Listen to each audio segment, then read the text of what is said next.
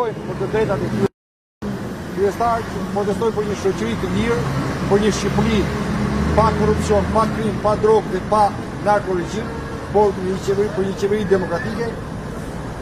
I është keq për shikon atje, të arrestuar, ndërkohë që në vend të tyre sot duhet ishin banditur, me dhe pa uniform, që i shërbejnë regjimit, që arrestojnë qytetarë në punë të tyre dhe në të drejtën e tyre, që dhunojnë qytetarët në mënyrën më barbare dhe më shkazarake.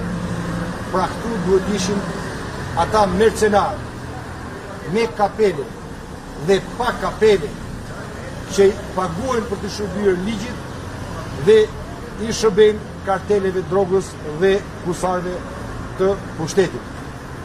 Kjo do të marrë fund. Asgjë nuk e ndalon dot të drejtën e qytetarëve, po as edhe drejtësinë. Nesër pushteti i orave nuk do ta ketë të gjatë, nesër do marrë fund.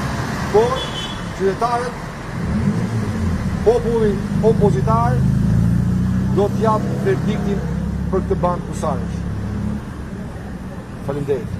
Dhe nuk ka thotë më ndaj deputetëve, ka hapur që ishte nga policia dënuan deputetët. Në të rast ishte Xhelal Miziu që jashtë edhe me pamje siguruar. Kanë të rimos të policë. Prandaj thash, gjuhë keni parë që aty dekorohet.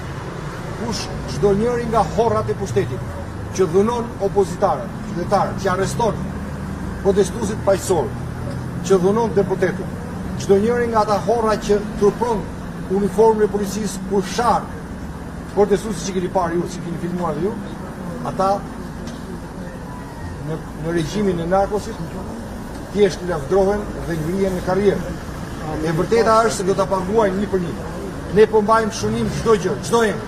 Kemi nisur t'i denoncojmë dhe t'i konsiderojmë, do t'i etiketojmë si armiq të demokracisë dhe të ligjit.